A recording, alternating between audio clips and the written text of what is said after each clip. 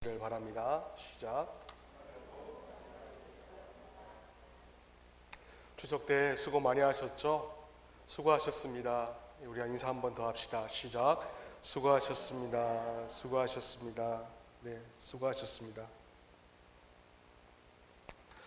오늘 로마서 6장 15절로부터 23절까지의 말씀을 통하여서 누구를 따를까요? 누구를 따를까요? 라는 제목으로 이제 하나님의 말씀을 우리가 함께 나누도록 하겠습니다. 오늘 본문의 이 논의는 로마서 전장인 5장 20절의 말씀을 그대로 받고 있는 논의입니다. 논할 논자의 뜻의자. 그래서 뜻을 나누는 본문이 바로 오늘 본문의 말씀이라는 것이죠.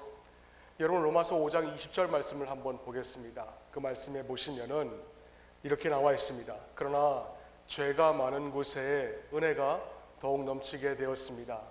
그러나 죄가 많은 곳에 은혜가 더욱더 넘치게 되었습니다. 그래서 많은 분들은 우리가 은혜 아래 있으니까는 좀 죄의 융통성을 갖자, 그리고 많은 죄를 저질러도 예수님께서 다 용서해 주신다라고 말씀하셨기 때문에 좀 괜찮지 않겠는가 라고 그렇게 생각을 하시는 분들이 좀 덜어 있습니다. 여러분, 그거 절대로 아닙니다. 제가 오늘 로마서 6장 이 하반 부분에 있어서 설교의 아웃라인, 서론과 본론과 결론을 제가 먼저 좀 여러분들한테 제시를 해야지만이 오늘 본문의 말씀을 좀 더 쉽게 여러분들이 이해할 수 있을 것 같습니다. 여러분, 로마서는 계속해서 제가 말씀드리고 있지만은 교리서입니다. 교리라는 것은 뭐냐면은 우리 대한예수교 장로 합동회 그리고 개혁주의 교단에 있어서 뼈대를 이루고 있는 근간이라는 것입니다. 때문에 다른 면에서 바라볼 땐 로마서는 굉장히 어려운 부분이기도 하지만 이제 로마서가 또 다른 면으로 바라볼 때는 우리의 골격을 이루고 있기 때문에 우리의 신앙에 있어서 굉장히 중요한 부분입니다. 때문에 우리가 이 부분을 굉장히 잘 알아야 돼요. 오늘 본문의 이 아웃라인을 제가 먼저 말씀드립니다. 오늘 본문에서 바울이 전하고 있는 것은 우리가 전에는 율법 아래에서 죄의 종이었다라는 것입니다.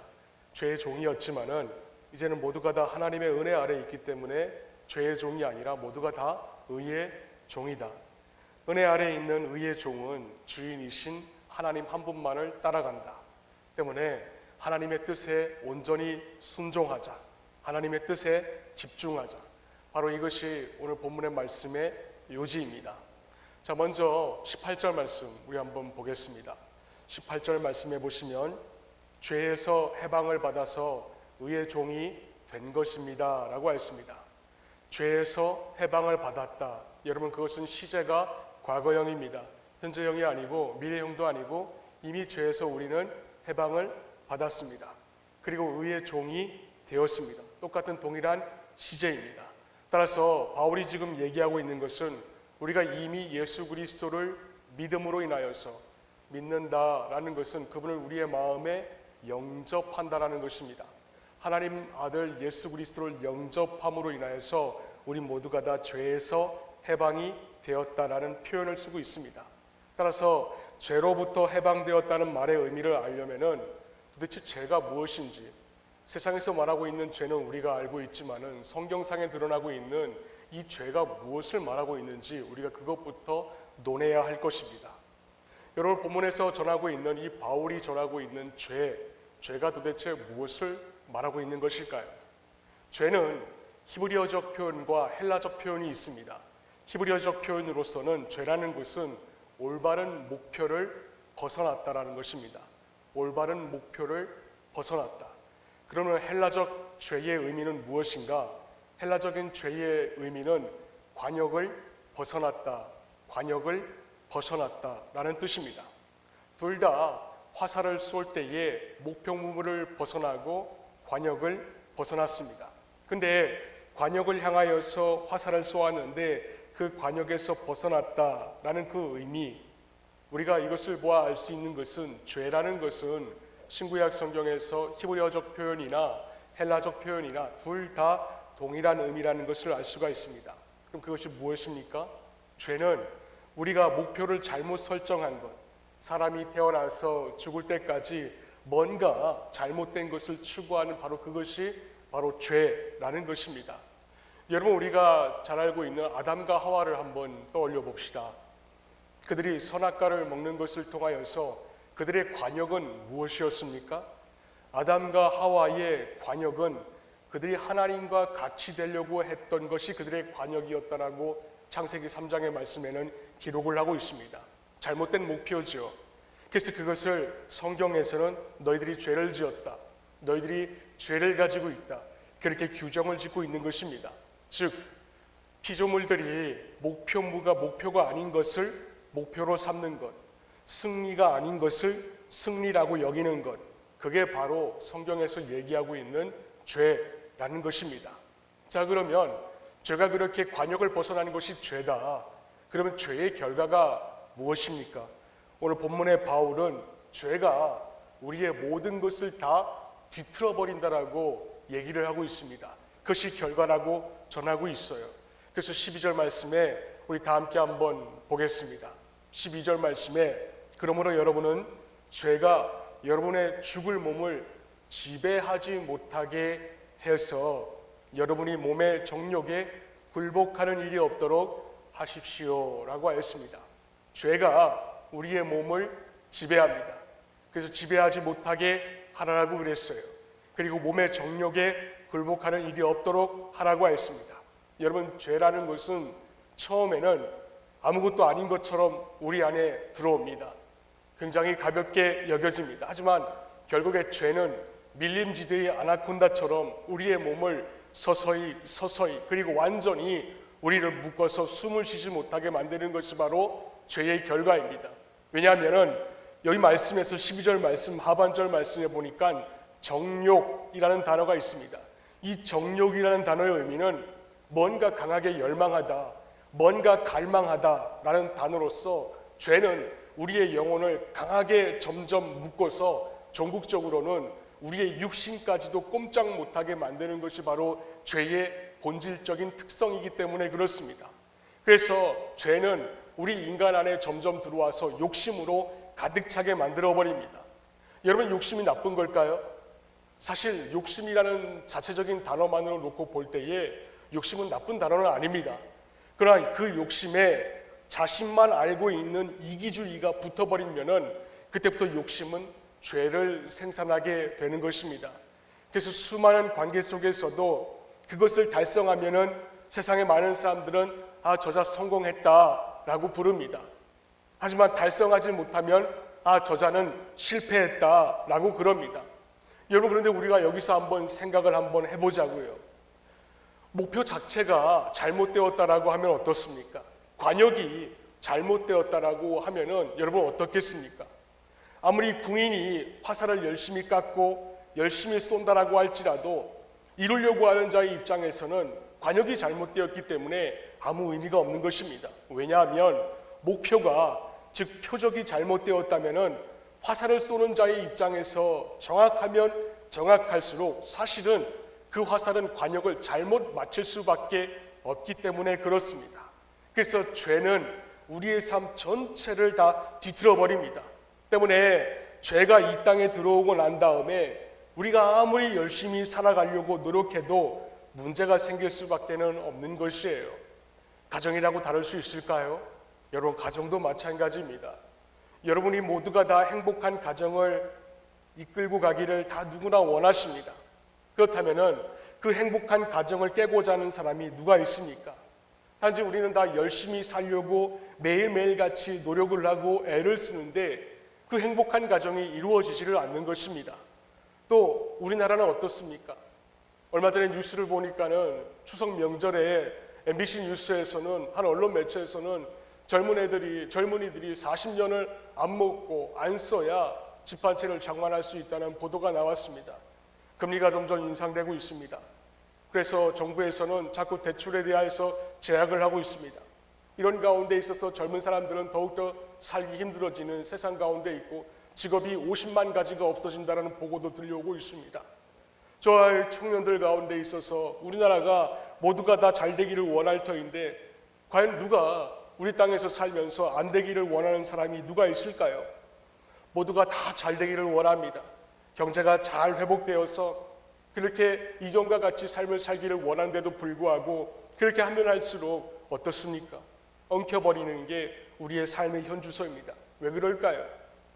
왜 그럴까요? 제가 한 가지 생각해낸 것은 목표 자체가 잘못되었기 때문에 그렇지 않은가 생각을 가져보았습니다. 여러분, 사람이 인간의 시각이 영적인 시각이 있는데 그 시각이 죄로 어두워져서 정당한 목표가 무엇인지를 잘 모르는 거예요. 그래서 노력하면 노력할수록, 애를 쓰면 애를 쓸수록 자꾸만 잘못된 길로 빠져가는 것입니다. 여러분, 그럼 우리는 어떻게 하면 좋을까요? 그 답이 로마서 6장 16절 이하의 말씀입니다. 그 말씀에서 바울은 우리에게 핵심을 증거하고 있어요. 우리 함께 한번 읽어봅시다. 시작. 여러분이 아무에게나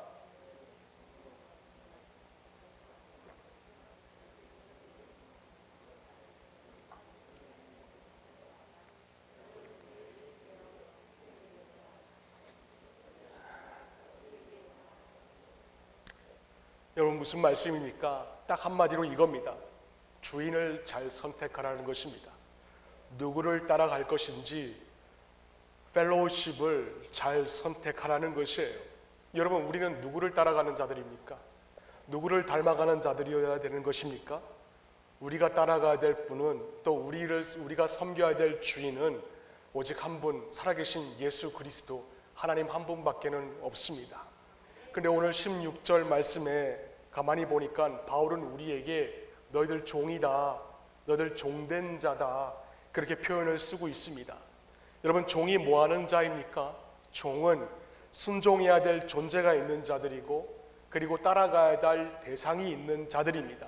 때문에 만일 내가 누구인가, 내 자신의 정체성을 알려고 한다면은 내가 지금 누구를 목표로 삼고 있는가, 내가 지금 누구를 따라가고 있고 무엇을 인생에서 목표로 삼고 있는가, 이것을 보면은 우리는 누구를 따라가고 있는지 금방 알 수가 있습니다. 이번에 추석 연휴 기간에 한재욱 목사님이 저술한 인문학을 하나님께 쓰리를 읽었습니다. 근데 그 한재욱 목사님의 책에 보시면은 제 마음에 공감되는 부분이 있어서 여러분들한테 좀 짧게 소개를 해드립니다.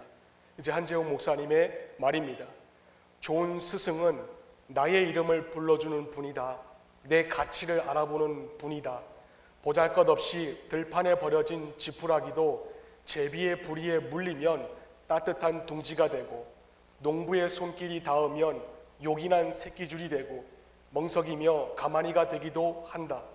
새끼줄이 모이고 또 모이면 코끼리도 묶을 수 있다.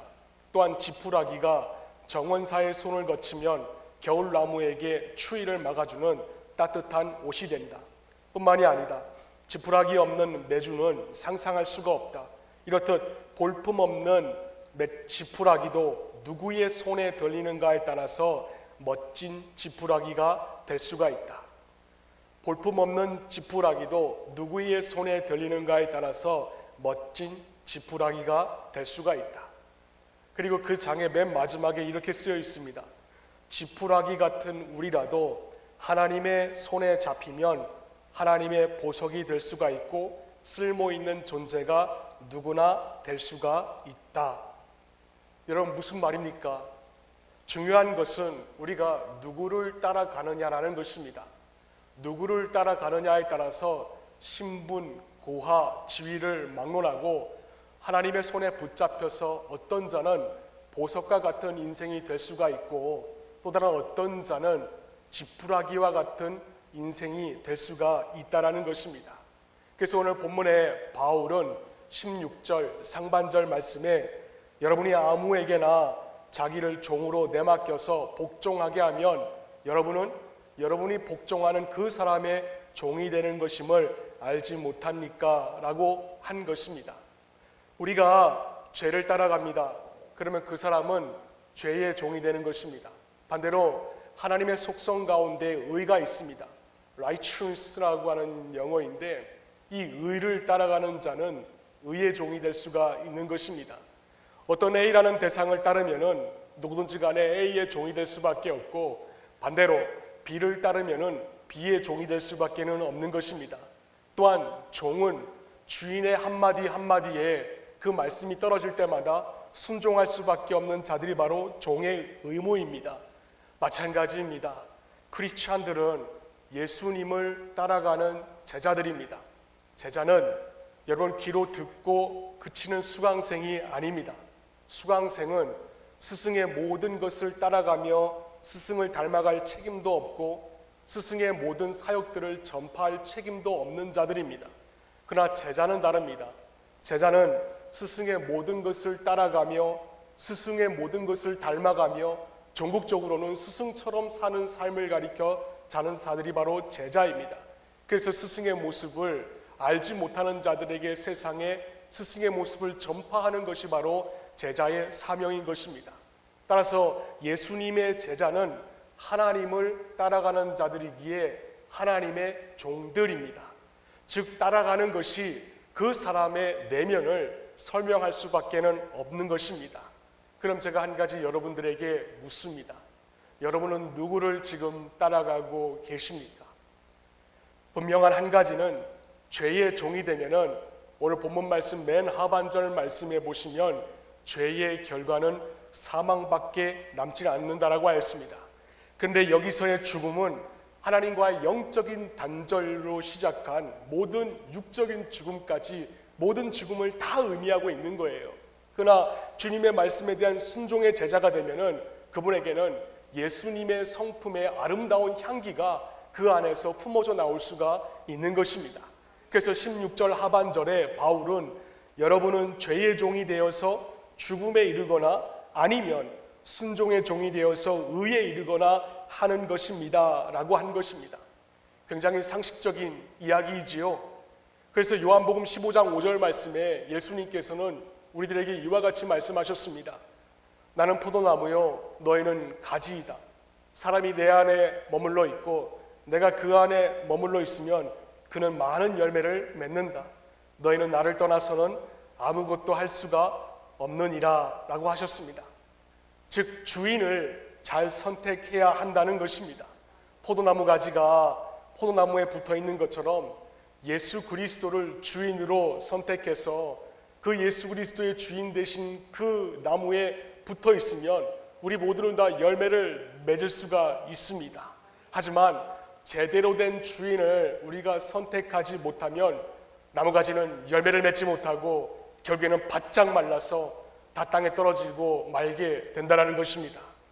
결국 인생의 모든 문제는 주인을 누구로 섬기고 있는가? 바로 이 선택에 달려 있는 것입니다.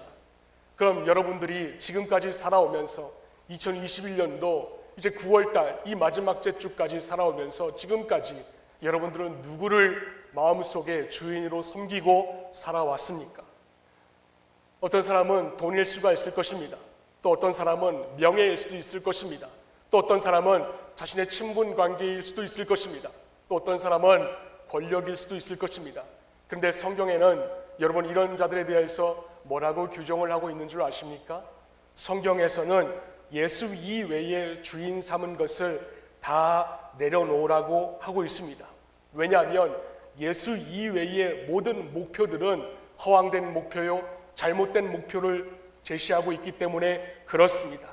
그 목표를 이루려고 열심히 살아봤자 결국 우리에게 남는 것은 허탄한 자랑밖에 없습니다. 여러분 세상의 모든 부와 모든 권력을 가지고 있었던 솔로몬 왕이라는 자를 한번 기억을 해보시기를 바랍니다. 그는 모든 것을 가지고 모든 것을 누렸으며 모든 혜택을 다 누렸음에도 불구하고 인생 말년 죽기 직전 그의 조그만 한 평밖에 안 되는 침상에서 마지막 유언을 뭐라고 하였습니까? 전도서 1장 2절로부터 3절까지의 말씀해 보시면 그 솔로몬 왕은 전도자가 말하고 헛되고 헛되다, 헛되고 헛되다, 모든 것이 헛되다. 사람이 세상에서 아무리 수고한들 무슨 보람이 있는가 라고 하였습니다.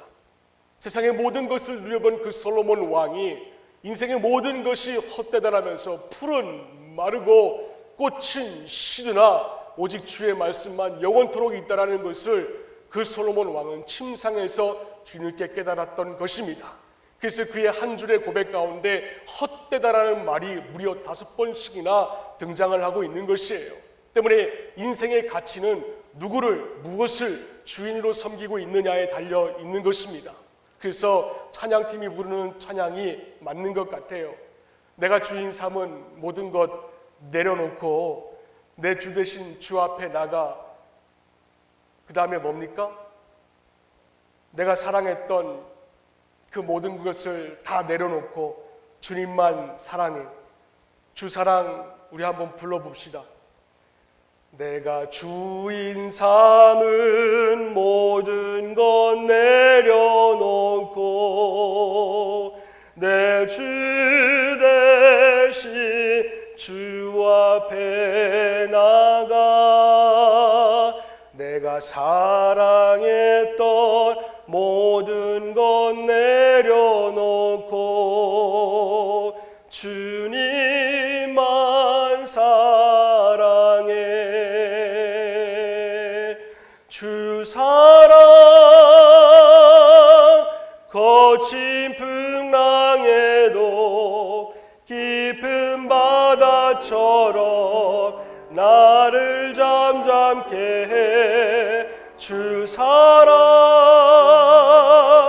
내 영혼의 반석 그 사랑 위에 서리. 내가 주인 삼은 모든 것 내려놓고 우리가 주님 앞에 나아갈 때에 주님은 우리의 주인이 되어주실 줄로 믿습니다.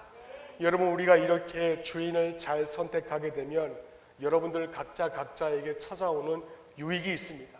그것은 다른 것이 아니라 믿음으로 우리 모두가 다 하나님의 종이라 일컬음을 받을 수가 있는 것입니다. 그리고 하나님의 종이 되어서 누구든지 자기의 모든 것을 내려놓으면 하나님을 닮아가며 전국적으로는 영원한 영생을 소유할 수가 있게 되는 것입니다. 여러분, 우리 모두는 다 예수를 알기 전에는 모두가 다 죄의 종 노릇하면서 살았던 자들입니다. 그런데 예수님을 믿으면 우리는 더 이상 죄의 종이 아닙니다. 더 이상 죄의 종 노릇하는 것이 아니라 하나님께 순종하며 의의 종이 된 것입니다. 그래서 구원받은 자를 가리켜서 16절 말씀에 보시면은 순종의 종이라고 일컬었고 18절과 19절 말씀에 바울은 의의 종이라고 일컬었으며 마지막에 22절 말씀에서는 하나님의 종이라고 한 것입니다.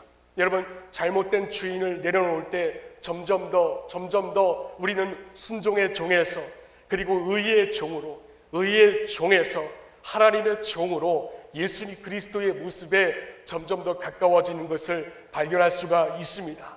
때문에 우리 모두는 다 이전의 주인을 내려놓고 예수 그리스도를 나의 주인으로 선택하여서 그분만을 섬기고 믿으면 의로우신 하나님께서 우리를 인도하시는 대로 우리는 순종하며 전국적으로는 모두가 다 우리의 모습을 가리켜서 하나님의 종이라고 칭호를 받을 수가 있는 것입니다.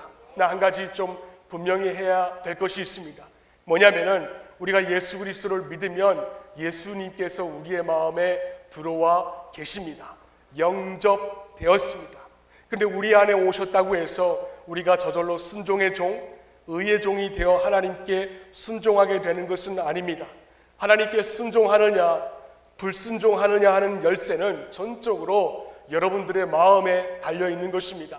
그래서 성경은 말합니다. 잠언서 4장 23절 말씀에 보시면은 그 무엇보다도 너는 너의 마음을 지켜라. 그 마음이 바로 생명의 근원이기 때문이다 라고 한 것입니다. 여러분, 성경에서 하나님께서는 왜 우리들에게 우리의 마음을 지키라라고 하나님께서 의로운 오른손으로 우리의 마음을 좌지우지할 수 있음에도 불구하고 왜 하나님께서는 직접적으로 너의 마음을 지키라라고 하신 것입니까? 그것은 우리의 마음이 진정으로 하나님의 종이 되기를 갈망한다면은 성령께서 우리를 전국적으로 하나님이 종이 되도록 도와줄 수 있기 때문에 그렇습니다. 그러나 우리가 마음대로 살고 싶고 마음대로 육신대로 살기를 원한다면은 성령께서도 우리를 어떻게 하실 수가 없습니다. 다만 성령님께서는 말할 수 없는 탄식으로 예수 그리스도의 보좌 우편에서 지금도 교회와 교인을 위하여서 기도하실 뿐입니다. 때문에 우리가 해야 될 몫은 이전에 주인 삼은 것을 다 내려놓고 하나님의 종들이라 칭호를 받기 위하여서 거룩한 길로 이르러야 하는 것입니다.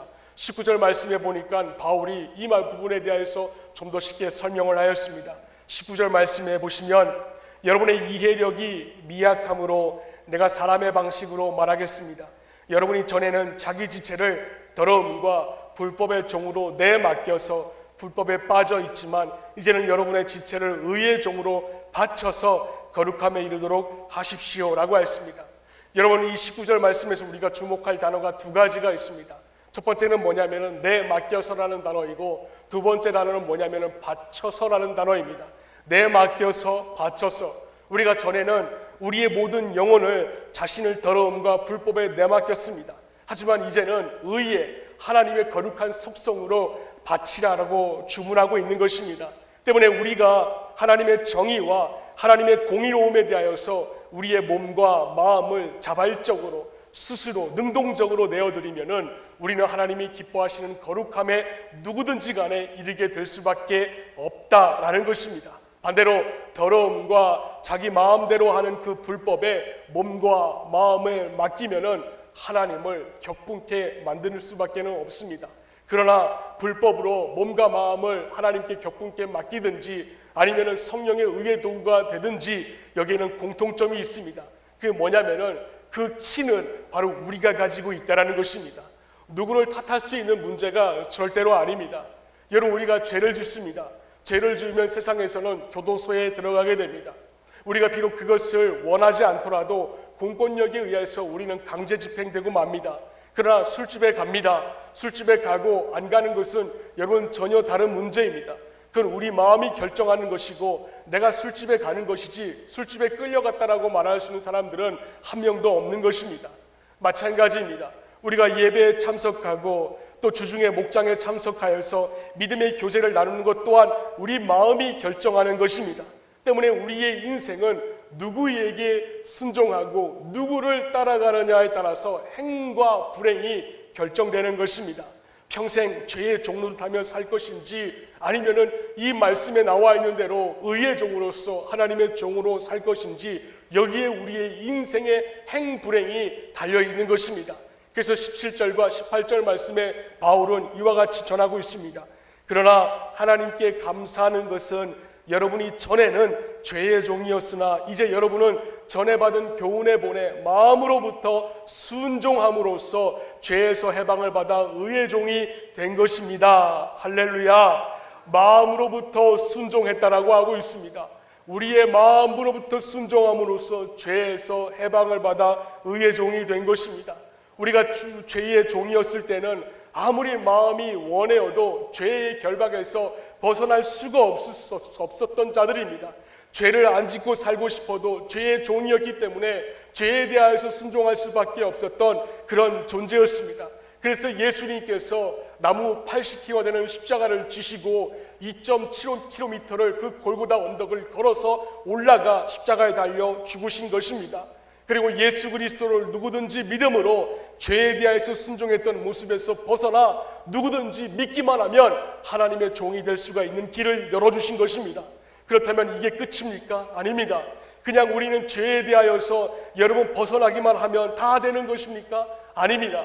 벗어났다면은 예수 그리스도를 믿게 되었다면은 이제는 새로운 결심과 결단으로 각오를 되새겨야 되는 것입니다. 최근에 김영본 목사님이라는 분께서 저술한 가만히 위로하는 마음으로 라는 책이 있습니다. 김영봉 목사님이 저술한 가만히 위로하는 마음으로 라는 얇은 책자입니다. 그 책에서 목사님은 자신의 인생을 되돌아보면서 이렇게 기술을 하고 있습니다. 저의 인생 여정을 돌아보면 40대까지는 상당한 결핍의식을 가지고 살았습니다. 10대 시절에는 도시에서 살면서 시골 출신이라는 한계를 벗었기 위하여서 노력을 했고 20대에는 인류대학에 가지 못해서 열등감을 벗기 위해서 결핍감에 시달렸고 그리고 30대에는 제가 소망하는 것을 얻기 위해서 치열하게 분투했습니다. 하지만 당시 저의 믿음은 저의 결핍을 채워주는 도구밖에는 되지 못하였습니다. 그 치열한 분투 때문에 저는 속도광이 되었습니다. 제가 목표로 삼은 것은 최단 시간에 이루기 위하여서 노력을 하였습니다. 그 결과 저는 이룬 것도 많고 얻은 것도 많았습니다. 하지만 저의 영혼에는 어둠이 짙게 깔렸고 삶의 권태가 끼어들기 시작을 하였습니다. 분주하게 살았지만 하나님과의 깊은 사귐을 추구하지 못하였기에 하나님과의 저의 관계는 피상적이고 형식적인 관계가 되고 말았습니다. 제가 그 사실을 깨닫고 나서야 저는 40년 동안 저를 사로잡고 있던 결핍의식에서 벗어날 수가 있었습니다 라고 했습니다. 여러분, 이 목사님께서, 김명복 목사님이 자신의 인생을 회고하면서 40년 동안 자기를 사로잡고 있던 결핍의식에서 벗어날 수가 있었다, 이 말을 듣고 도대체 이 문체력과 이 문구가 예사뿐이 아닌 것 같아서 이분이 도대체 어떤 분인지 궁금하여서 인터넷을 여기저기 찾아봤습니다. 그랬더니 이분이 미국 워싱턴에서 사역을 하시고 나이는 한 50대 중반쯤 돼 보이셨는데, 이분이 50대 중반쯤에 지난 40년을 회고하면서 목사님이면서도 그 영혼에 어둠이 짙게 깔려서 어둠 속에 살았다는 것입니다. 왜 그런지 아십니까? 목표가 잘못 설정되었기 때문에 그렇습니다. 그래서 마지막에 그 책의 후반부에는 이렇게 목사님께서 글을 매듭짓고 계셨습니다. 하나님을 찾고 그분이 누구신지를 알고 난 후부터는 그분 안에 머무르며 그분 안에 지내다 보니까 그분이 나를 위하여서 이미 다 이루신 것을 알겠습니다. 그분 안에 모든 것이 다 있음을 알겠습니다. 그분 안에 있으면 아무것도 부족한 것이 없다라는 것을 저는 이제야 알았습니다 라고 그의 책 맨 마지막에 그가 이렇게 기록을 해놓고 있었습니다. 여러분, 우리의 인생사라고 다를까요? 우리의 인생도 마찬가지입니다. 저의 인생이라고 다를까요? 저의 인생도 마찬가지입니다. 예수님을 믿어서 하나님의 종으로 남은 삶을 살 것인지, 아니면 여전히 하나님을 믿으면서도 육신을 따라서 불법을 행하면서 죄의 종으로 살 것인지, 그 삶의 결정은 우리가 해야 되는 것입니다. 전에는 죄의 종으로만 살 길밖에 없었습니다. 그래서 죄의 선택의 길만 선택할 수밖에 없었던 우리의 결정이었습니다. 하지만 이제는 예수님을 우리는 모두가 다 믿습니다. 믿고 우리는 다 죄에서 자유하게 되었습니다. 때문에 우리가 진정으로 하나님의 종이라고 부름을 받기를 원한다면은 우리는 그 부름을 받고 마음의 결정을 하여서 그 길을 걷기만 하면 되는 것입니다. 비록 그 길이 협착하고 가시밭길이고 고난의 길이고 누구도 알아주지 못하는 협착한 길이라고 한다 할지라도 반드시 분명한 것은 성령님께서 우리를 옆에서 도와주시는 것입니다. 간혹 하나님의 말씀대로 살아야 됩니다. 집사님, 하나님의 말씀대로 그렇게도 힘들어도 그래도 하나님의 말씀대로 순종하며 사셔야 됩니다. 그렇게 말씀을 드렸는데도 불구하고 말씀대로 사는 것이 어렵다라고 하는 분들이 계십니다. 예수님의 산상수훈이 마태복음 5장과 6장과 그리고 7장의 말씀대로 삶을 그대로 옮겨 산다면은 세상에 그보다 바보 같은 짓거리는 없다라고 그렇게 말씀하시는 분들도 계셨습니다. 여러분, 그러나 천만의 말씀입니다. 그 사람의 마음이 하나님의 말씀대로 살고 싶지 않은 것뿐입니다. 하나님의 말씀대로 살고 싶은 사람에게는 하나님의 말씀대로 사는 것이 전혀 어렵지가 않은 것입니다. 왜냐하면 성령님께서 우리를 도와주시기 때문에 그렇습니다. 로마서 8장 26절 말씀에 보시면은 이와 같이 성령께서도 우리의 약함을 아시고 도와주신다라고 하셨습니다. 때문에 우리는 죄에 대하여 순종한 자들이 아닙니다. 말씀에 대하여서 순종하는 자들이고, 말씀에 대해서 순종하는 자들이기에 우리 모두는 다 하나님의 종들이라고 칭호를 받기에 넉넉한 자들입니다. 여러분, 우리가 이것을 어떻게 알 수가 있습니까? 이렇게 하나님의 종이 된 자들은 그의 마음에 예수 그리스도를 통한 스토리가 있은 자들입니다. 우리가 가진 힘으로는 여러분 세상을 이길 수도 없습니다. 또 세상을 이길 수도, 우리가 가진 힘으로는 세상을 이길 수도 있고 또 질 수도 있습니다. 때문에 하나님의 종이 되었다면은 세상을 살아가기 위하여서 우리는 늘 하나님의 능력을 위로부터 공급받아서 매주 삶을 버텨나가야 하는 것입니다. 저에게는 쳐다만 봐도 좋은 사람이 있습니다. 여러분들이 생각하고 있는 제 옆에 있는 그 사람이 아닙니다. 쳐다만 봐도 좋은 사람이 있습니다. 그 사람은 네모 같은 사람도 아닙니다. 그 사람은 세모 같은 사람도 아닙니다. 그 사람은 동그라미 같은 사람입니다. 부족하지만 작은 동그라미와 같다라고 할지라도 그 사람을 바라볼 때는 포용성이 있어서 그 사람 곁에만 가면은 푸근한 마음이 들게 되는 것입니다. 이런 자는 사람을 끄는 힘이 있습니다. 가만히 있어도 그 주변에 사람이 몰려듭니다. 그래서 옛말에 못난 놈들은 서로 쳐다만 보아도 즐겁다라고 그렇게 말을 했나 봅니다. 2% 부족한 사람은 2% 부족한 사람을 확실히 압니다. 2% 부족한 사람은 2% 부족한 사람에게 끌리게 마련입니다. 왜? 서로 부족하기 때문에 그렇습니다. 그래서 바울의 역사를 읽다 보면은 긴장이 되질 않습니다. 왜냐하면 그가 바로 2% 부족한 자이기 때문에 그렇습니다. 그래서 바울의 역사를 읽다 보면은 마음이 평안합니다. 왜냐하면 바울의 이야기가 바로 저의 이야기이고 우리 교회의 이야기이고 바로 여러분들의 이야기 때문에 그렇습니다. 갈라디아서 6장 17절 말씀에 바울은 이와 같이 얘기합니다. 나는 내 몸에 예수의 상처 자국을 지고 다닙니다 라고 하였습니다.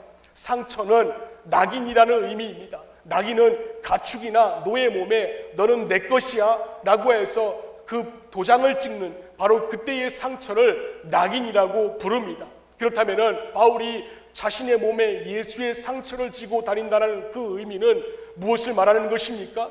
그것은 그가 사울에서 바울로 되었을 때에 그의 안에는 예수님을 사랑하는 스토리가 자기의 삶에 가득하다는 것을 말하고 있는 것입니다. 여러분, 바울이 어떻게 하나님의 종으로서 예수님을 사랑했는지 제가 일일이 여러분들에게 열거를 안 해드려도 여러분 다 아실 것입니다. 그의 몸에는 예수님 때문에 종으로서 주인의 말씀에 순종하다가 수많은 돌팔매질과 그리고 몽둥이로 맞은 그 낙인이 있습니다. 또 수많은 노고의 상처들, 그 낙인들이 그 영혼의 몸에 남아 있습니다. 여러분, 그 상처들은 하나같이 예수 그리스도의 말씀에 순종하다가 예수님의 모습을 따라가다가 남기게 된 러브 스토리입니다. 그래서 사랑한다는 것은 그 사랑의 깊이만큼 상처를 가지는 것입니다. 이번 18일에 여의도 순복음교회 원로 목사님이신 조영기 목사님께서 하나님의 부르심을 받았습니다. 언론 매체에서는 1세기에 한번 나올까 말까한 세계적인 목회자라고 부릅니다. 저도 그분을 통하여서 성령을 체험하였고 그분에게 직접 세례를 받았던 기억이 남아서 그 부고 소식을 들었을 때에 마음 한켠이 아련하였습니다. 그렇게 많은 병자들을 치유하시고 사람을 세워주셨고 지금도 심장병 걸린 아이들에게 무료로 수술을 시켜주셨는데 결국 육신이 흙으로 지은 바 되어서 흙으로 돌아갈 때에 그분의 비석에는 도대체 어떤 문구가 새겨질까 궁금하였습니다. 근데 최근에 여의도 순복음교회의 98명의 장로님 가운데 한 분의 장로님이 이런 의견을 드렸다는 얘기가 들려왔습니다. 사도행전 20장 24절 말씀을 바로 여의도 순복음교회 원로 목사님의 비석에다 새겨놓자라는 것입니다. 여러분, 그 말씀을 여러분 잘 아실 것입니다. 그 말씀에 보시면 바울이 그러나 내가 나의 달려갈 길을 다 달리고 주 예수께 받은 사명 곧 하나님의 은혜의 복음을 증언하는 일을 다하기만 하면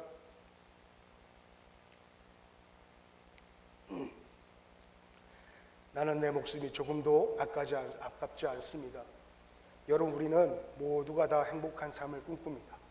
그럼 행복한 삶을 무엇일까요? 그것은 바울과 같이 주인 되신 하나님을 깊이 사랑했던 추억이 많은 사람이 진짜 행복한 삶인 것입니다.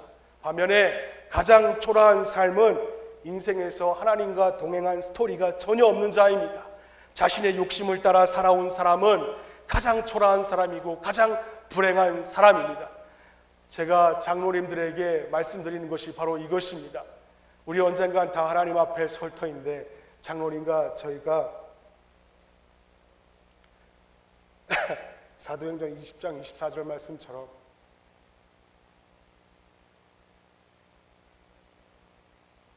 우리 모두가 다 그런 인생의 스토리를 가질 수 있기를 바랍니다.